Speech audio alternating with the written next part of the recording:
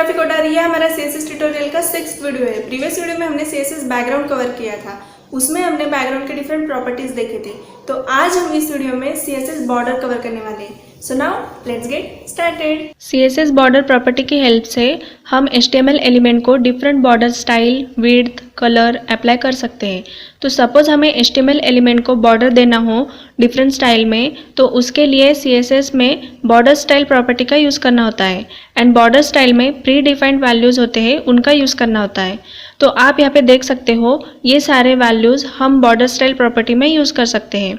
तो अगर हम बॉर्डर स्टाइल में डॉटेड यूज़ करेंगे तो ऑल चारों साइड में बॉर्डर डॉट डॉट स्टाइल में डिस्प्ले होगी।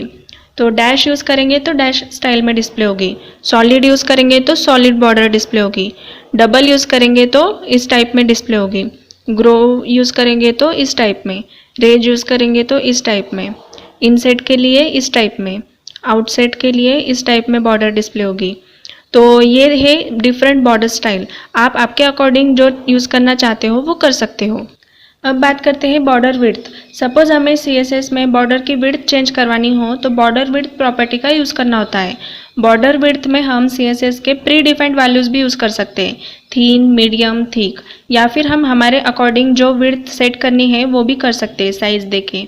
अब सपोज हमें चारों साइड की बॉर्डर विड्थ डिफरेंट डिस्प्ले करवानी है, तो उसके लिए हमें बॉर्डर विड्थ में टॉप, राइट, बॉटम, लेफ्ट सबकी साइज़ देनी होगी। अब बात करते हैं बॉर्डर कलर। सपोज हमें बॉर्डर को कलर देना हो तो बॉर्डर कलर प्रॉपर्टी का यूज़ करना होता है। हम बॉर्डर कलर में colour name, hex, RGB, HSL value, इनमें से जिस टाइप में हमें कलर देना हो वो दे सकते हैं। सपोज हमें स्पेसिफिक साइड कलर देना है, means top, right, bottom, left border को स्पेसिफिक कलर देना हो तो वो भी हम दे सकते हैं।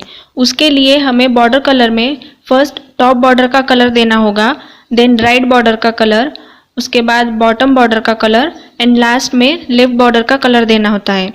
तो हमारी बॉर्डर कुछ इस टाइप में डिस्प्ले होगी। अब बात करते हैं बॉर्डर साइड्स। सपोज हमें चारों बॉर्डर्स को डिफरेंट स्टाइल देनी है तो उसके लिए हमें बॉर्डर स्टाइल इस टाइप में सेट करनी होगी। तो इसमें हमने top style dotted, border right style solid, bottom style double and left style dash set की है। तो हमारी बॉर्डर ऐसे डिस्प्ले होगी। तो ये जो हमने बॉर्डर स्टाइल डिफरेंट सेट की है तो इसको हम शॉर्टहैंड में भी लिख सकते हैं कुछ इस टाइप में। अब बात करते हैं CSS बॉर्डर शॉर्टहैंड प्रॉपर्टी के बारे में। तो अभी तक हमने जितने बॉर्डर के डिफरेंट प्रॉपर्टीज़ देखे हैं, इनको 1 बाय 1 यूज़ करने से बेटर है कि एक ही प्रॉपर्टी में सभी बॉर्डर प्रॉपर्टी यूज़ करें। तो उसके लिए बॉर्डर प्रॉपर्टी का यूज़ करना होता है।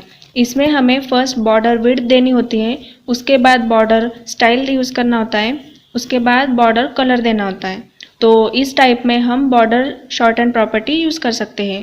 अब देखते हैं राउंडेड बॉर्डर। सपोज हमें एलिमेंट को राउंडेड बॉर्डर डिस्प्ले करनी हो तो बॉर्डर रेडियस प्रॉपर्टी का यूज़ करना होता है। इसमें हमें जितनी राउंड बॉर्डर चाहिए उस हिसाब से वैल्यू देनी होती है। तो ये था CSS बॉर्डर के बारे में।